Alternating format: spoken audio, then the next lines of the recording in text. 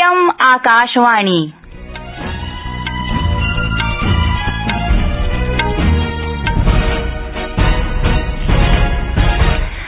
सम्प्रति वार्ताः श्रूयन्ताम्।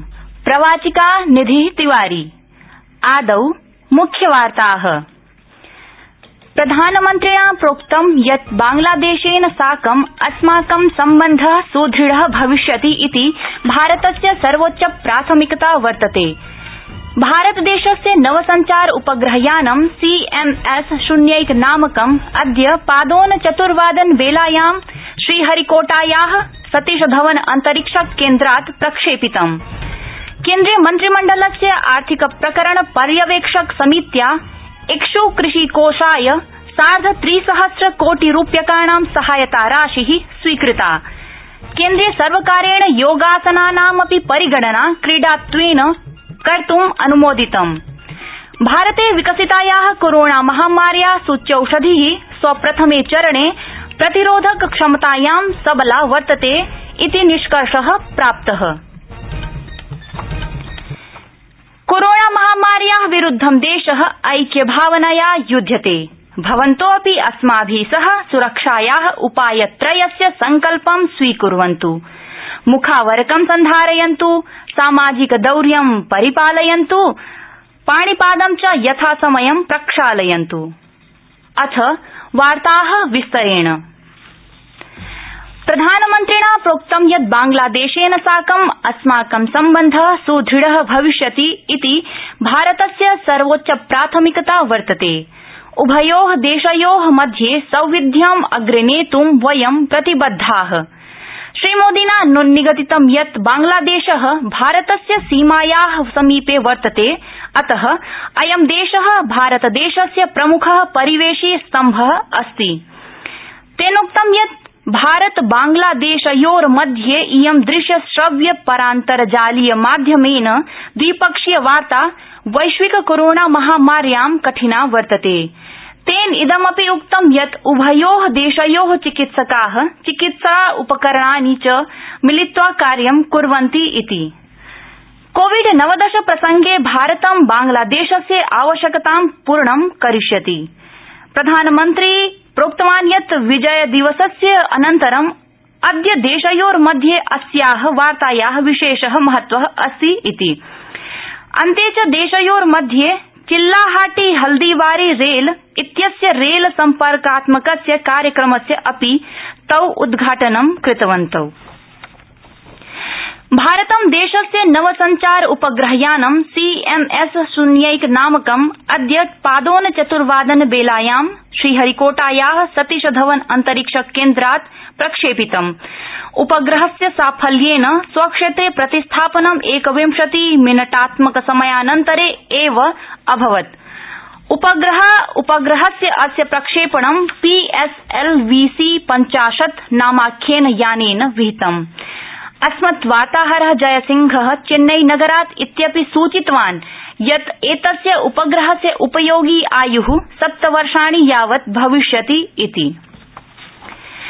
केन्द्रीय मन्त्रिमण्डलस्य CCEA इति आर्थिक प्रकरण पर्यवेक्षक समित्या इक्षु कृषिकोषाय 3,500 कोटि रूप्यकाणां सहायता राशि स्वीकृता।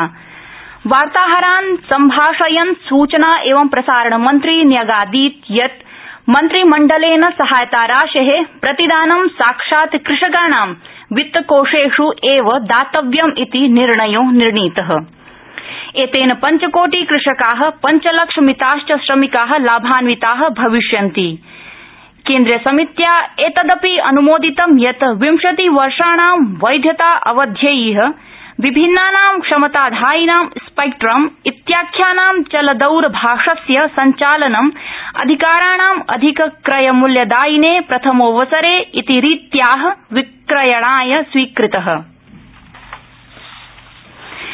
प्रियाः श्रोतारः, भवन्तः इयं वार्ता आकाशवाणीतः आकर्णयन्ति।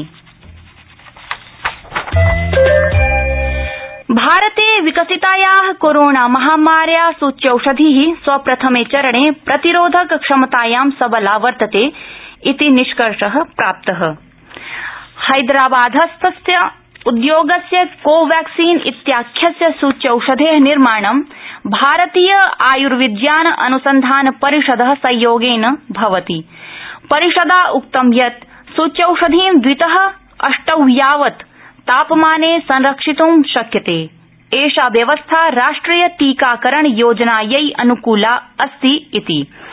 एषा सूच्यौषधि 3 विचार्यमाणेष् सूच्यौषधीष् एका वर्तते, यस्याः आपातकालीन समये प्रयोगस्य सहमति भारतस्य औषधि महानियन्त्रकेण दातव्या इति विषये विचारः क्रियते। भारतेन कोविड-19 नामाख्येन रोगेण सह चलायमाने युद्धे महत्वपूर्णः उपलब्धिः प्राप्ता। चिकित्सारतानां रोगिणां संख्यास् नैरन्तर्येण न्यूनतया देशे तादृशानां रोगिणां संख्या आहत्य संक्रमितानां केवलं 2.14% इति जाता। विगत 24 होरास् 200-63 सहस्रमिता जनाः स्वस्थीभूय गृहं प्रत्यावर्तिताः। सम्प्रति आराष्ट्रे 22 सहस्रोत्तर 3 लक्षमिता जनाः उपचाराधीनाः सन्ति। प्रतिदिनानुसारं संक्रमितानां संख्या 25 सहस्रात् न्यूना जायमाना अस्ति। विगत अहोरात्रे 24 सहस्रमिता जनाः एव संक्रमिताः। एषा संख्या विगत 4 मासेष् सर्वातिन्यूना अस्तीति सुखदा वार्ता। अस्मद्देशे कोविड रोगात् स्वस्थीभूतानां प्रतिशतांकः 95% प्रायः भवन्नस्ति। अद्यतनायां स्थित्यां प्रायशः 95 लक्षमिता जनाः स्वस्थीभूताः। सम्प्रति उपचाराधीनानाम् अपेक्षया स्वस्थीभूतानां संख्या 30 गुणिता वर्तते। स्वास्थ्य मन्त्रालयस्य अधिकारिणः प्रोक्तं यत् आराष्ट्रे स्वास्थ्य सम्बन्धीनां आधारभूत संरचनानां परिवर्धने केन्द्रशासित प्रदेशैः सह अन्य राज्येष् केन्द्रीय सर्वकारस्य संचालन प्रक्रियया सह सातत्येन कार्यान्वयनद्वारा अपि च चिकित्सकानां स्वास्थ्यकर्मिणां अग्रस्थानां कार्यकर्तॄणां च सम्पूर्ण समर्पणेन कोविड रोगात् स्वस्थतामितिः निरन्तरं परिवर्धते। दिवंगततामितिश्च नैरन्तर्येण न्यूनीभूयमाना अस्ति। सीमा सुरक्षा बलेन अद्य प्रातः पाकिस्तानेन संश्लिष्टाया सीमाया निकटे पंजाब प्रान्ते आततायिनौ व्यापादितौ। सर्वकारसूत्रेण संसूचितं यत् यदा शस्त्रास्त्र संमिलितौ इमौ आततायिनौ भारतीय सीमाक्षेत्रं प्रवेशमोत्सुकौ आस्तां तदैव आरक्षिभिः व्यापादितौ। घटनास्थलात् प्रचुरमात्रायां संहारक सामग्रीणां प्राप्तिश्च सैनिकैः कृतम्। केन्द्रीय सर्वकारेण योगासनानामपि परिगणना क्रीडात्वेन कर्तुम् अनुमोदितम्। अनेन निर्णयेन इतः आरभ्य योगासनानां क्रीडात्वेन स्पर्धा भविष्यन्ति, यथा अन्येषां क्रीडानां भवति। आयुष मन्त्रिणा श्रीपदनाइकवर्येण प्रोक्तं यत् योगः भारतस्य एका स्वस्था परम्परा वर्तते। एषा परम्परा स्वस्थताया सुदृढ पद्धति अस्ति। सः इतोपि उक्तवान् यत् सम्भाविता स्वीकृता चैषा स्पर्धा योगस्य स्वार्धक्ये सहभागी भविता। एतस्मिन्नेव अवसरे भाषमाणेन युवा एवं क्रीडा विभागस्य मन्त्रिणा किरण रिजिजू वर्येण उक्तं यत् योगासनानां प्रतिस्पर्धी क्रीडारूपेण प्रयोजनाय आदर्शमञ्च दानाय च आयुष मन्त्रालयस्य भूरिशः प्रशंसा विहिताः। सः अपि च उक्तवान् यत् एतस्य खेलस्य प्राप्य लक्ष्यं ओलम्पिक इति क्रीडाकुम्भे प्रतिभागिता अस्ति। चलायमाने 5 दिवसीय क्रिकेट स्पर्धायां भारतीय दलस्य स्थितिः 3 धावकानां हानौ 33+200 यावत् अस्ति। अथ मुख्यवार्ताः पुनरेकवारम्। प्रधानमन्त्रिणा प्रोक्तं यत् बांग्लादेशेन साकं अस्माकं सम्बन्धः सुदृढः भविष्यति इति भारतस्य सर्वोच्च प्राथमिकता वर्तते। भारतदेशस्य नवसंचार उपग्रहयानं CMS-01 नामकम् अद्य पादोन 4 वेलायां श्रीहरिकोटायाः सतीश धवन अन्तरिक्ष केन्द्रात् प्रक्षेपितम्।